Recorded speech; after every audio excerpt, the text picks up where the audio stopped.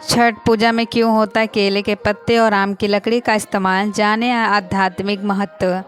मार्कंडेय पुराण में इस बात का जिक्र किया गया है कि छठी मैया प्रकृति का छठवां हिस्सा है। भगवान ब्रह्मा ने जब प्रकृति को बनाया तो 6 हिस्सों में बांट दिया और इस हिस्से को महाछठी को समर्पित। लोक आस्था छठ महापर्व का दूसरा दिन है। पहले दिन नहाए खाए के साथ शुरुआत हुई।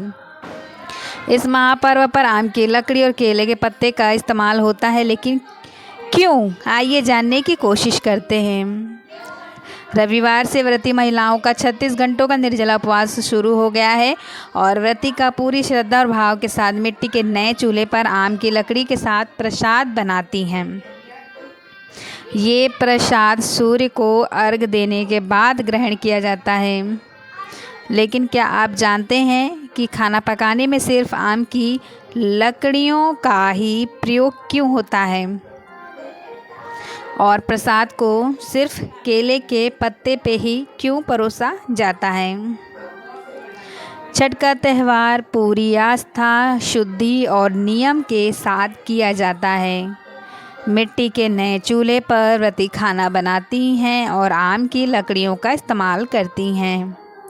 ऐसा इसलिए क्योंकि छठी मैया को प्रकृति की देवी माना जाता है। मार्कंडेय पुराण में इस बात का जिक्र किया गया है कि छठी मैया प्रकृति का छठवां हिस्सा हैं।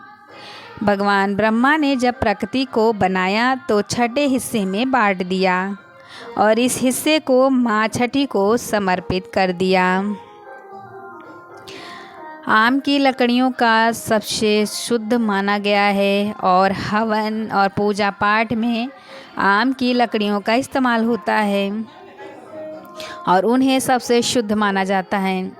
ऐसे में खरना प्रसाद को शुद्ध बनाने के लिए चूल्हे में सिर्फ आम की लकड़ियों का इस्तेमाल सदियों से होता आ रहा है और आज भी यह परंपरा जारी है। खरना के प्रसाद को केले के पत्ते पर परोसा जाता है। पहले केले के पत्ते को पानी से साफ किया जाता है और फिर पत्ते पर कई जगह रखा जाता है। खरना में केले के पत्ते को अलग महत्व है। धार्मिक अनुष्ठान में सदियों से केले के पत्ते का इस्तेमाल होता है। शादी, पूजा पाठ, दरवाज़ा और मंडप तक सजाने को केले का पत्ते का इस्तेमाल उत्तर से लेकर दक्षिण तक राज्यों में किया जाता है।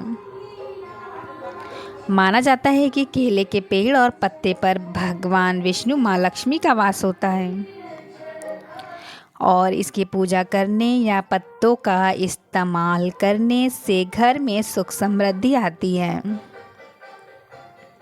और हर बाधा दूर होती है। इसके अलावा घर में सकारात्मक ऊर्जा का संचार भी होता है।